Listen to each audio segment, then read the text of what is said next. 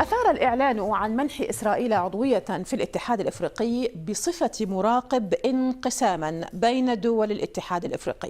انعكس ذلك على جدل التأييد والرفض في مواقع التواصل. السلام عليكم. مالدو إسرائيل حكم النقطة مدوغ أفريقيا قاب جوب جوغا هنا كدب لبعتن سنة مدوغ كمغنيت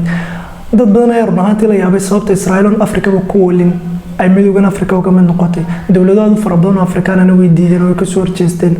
in Israa'iil ka mid noqoto midowgan Afrika.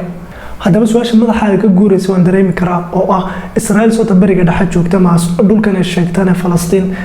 bariga dhexe ku yaala ee Afrika kuma yaala sababta ay ka soo doonto Afrika maxay tahay 20 sano ka horna miyay ka mid ahayd Israa'iil midowga Afrika muuqaalkan ay kaga jawaabi doonaa su'aalahan oo dhan fadlan ugu cusubtay subscribe saar noo socoto muuqaalada dambe like na saar muuqaalka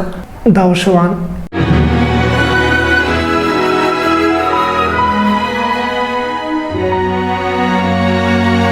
laba usbuuc ka hor ayaa safiirka Israa'iil fadhiya magaalada Addis Ababa oo ah xarunta midowga Afrika waraaqo u gudbiyay midowga Afrika uu kaga codsanay inuu ka mid ahaadaan Israa'iil haddii yihiin qaab goob joog ahaan in midowga Afrika u soo galaan ugu dambeyntii waa laga aqbalaa oo Israa'iil saasay 20 sano kadib kaga mid noqotay midowga Afrika qaab goob joog ahaan Israa'iil 20 sano ka hor sanadii 2002 ay sidoo kale qaab goob joog ahaan ugu guuleysatay inay ka mid noqoto midowga Afrika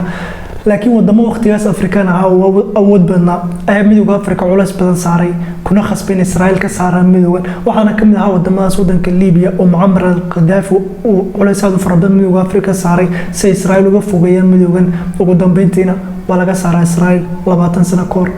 midowgan Afrika oo laftirkiisu isla sanadii 2002 la aasaasay waxaana ka mid ah wadamada Afrika oo dhan marka laga reebo dalka Morocco ee galbeedka Afrika dhaca haddaba Israa'iil sidoo uga mid noqon kartaa midowga Afrika iyadoo Afrika kuba oolin marka hore loolama dhaqmay marka hore sidii wadan Afrika ka tirsan oo kale laakiin waa goob jooge waa marti oo kale midowga Afrika waxa uu wada leeyahay dalan ka tirsaneen Afrika oo qaarada kale ku yaala in ururka ku casuumi karaan oo qaab goob joog ahaan u soo gali karaan wadamadaas waxaana goob joogayaasha midowga Afrika kamid ah Falastiin naftirkeeda haddaba 7 wadan oo muslima oo qoyga Afrika dhaca soo kala jaamacada Carabta kamid ah ayaa diiday kamid ahaanshaha Israa'iil midowga Afrika 7 wadan waxa kamid ah Mauritania Algeria Tunis Liibiya Masar Jazr al-Qumr iyo sidoo kale Djibouti soo kale wadamo Afrikaan oo muslim ahayn ayaa ka soo horjeestay in Israa'iil lagu soo daro midowga Afrika waxaana kamid ah dalalka Botswana iyo South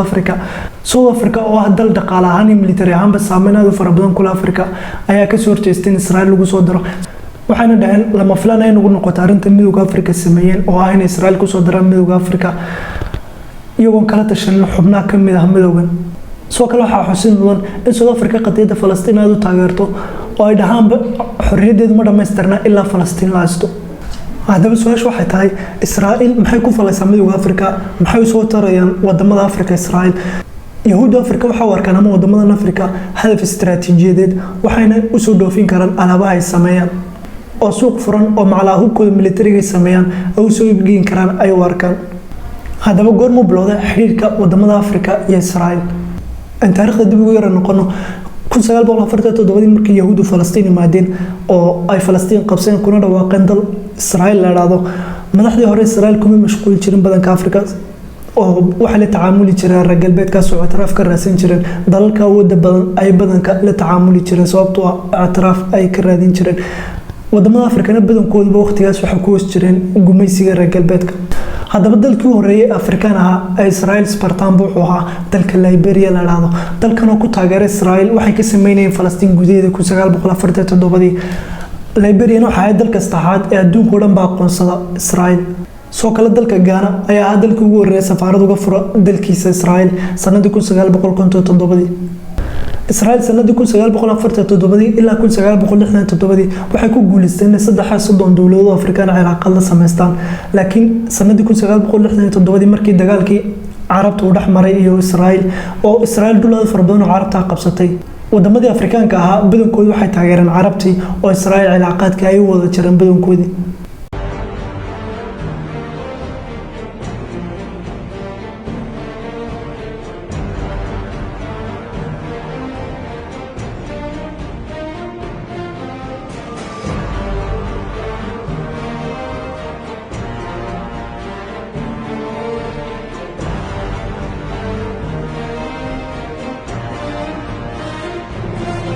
xiriirka Israa'iil iyo Afrikaanka u dhaxayna marxalado kala duwan ay soo maray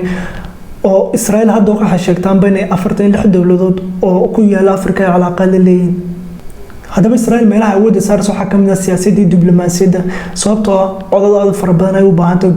golayaasha caalamka marka la isla tago Israa'iilna wadamada Afrika codadkaas ay ka raadinaysa dhinaca dhaqaalaha marka eegno Israa'iil waa dalalka waaweyn ee ka faa'iideysta kheyraadka Afrika hadii noqoto dhinaca uraniumka dahabka iyo macaadinta kale waxaana sheegaan inay Afrikaanka dhaqaalahaas dhaafsadaan laakiin isma dhaafsadaan Israa'iil kaligeed ayaa wax u soo iibinaysa Afrika dhinaca militariga hadana aynu xataa Israa'iil awoodooda fara badan ay saaraysaa dhinacan oo waxa rabaan in hubkoodan ay sameeyaan militariga soo iibgeeyaan wadamada Afrika ama ciidan wadan leeyahay Afrikaan inta qaadan soo tababaran ama soo kale ay qalabka sirdoonka iyo tiknoolajiyada u soo iibgeeyaan wadamada Afrika iyana loo soo kale maharadii weyneed ee reer galbeedka oo ahaa markuu dagaal dhaco marka laba dhinac is qabsadaan ay hubkooda kula soo yaaci jireen oo labada dhinacba ka iibin jireen dhaqaalaha fara badan oo runtii ka sameyn jireen dagaaladaas Israa'iil kamay tagintaas oo meelo badan oo Afrika isku hormaad kaga jiraan ay hubkooda u iibgeysaa oo labada dhinac ay haystaba ka iibisa dhaqaalaha fara badan oo ka sameysa sida Nigeria oo kale ay qadiyada Biafra Congo oo kale South Sudan oo dagaal ka jiraan Chad iyo meelo kale oo Afrikaan wadamada Afrika jiritaanka Israa'iil wax caadi ay u la noqdo xataa wadamadii Carbeed ee waqooyiga Afrika dhacama kuwa kaleba qadiyada Falastiin ku adkaan jiray Israa'iil wax caadi ay la noqoto madaxda Carbeed badankooda waxa arkaysaa in la tacaamulaan Israa'iil oo qadiyadii ka tanaasuleen Falastiin laakiin Ilaahay subhanahu wa ta'ala ayaa ballan qaaday in Yahuudda laga saari doono dhulkan ha fogaato ama ha dhawaatay muuqaalkan maanta intaas inuu yahay falaada channelka ku xusubtay subscribe saar sad noola socoto muuqaalada dambe lana sii wadaaga asxaabtaada wassalamu calaykum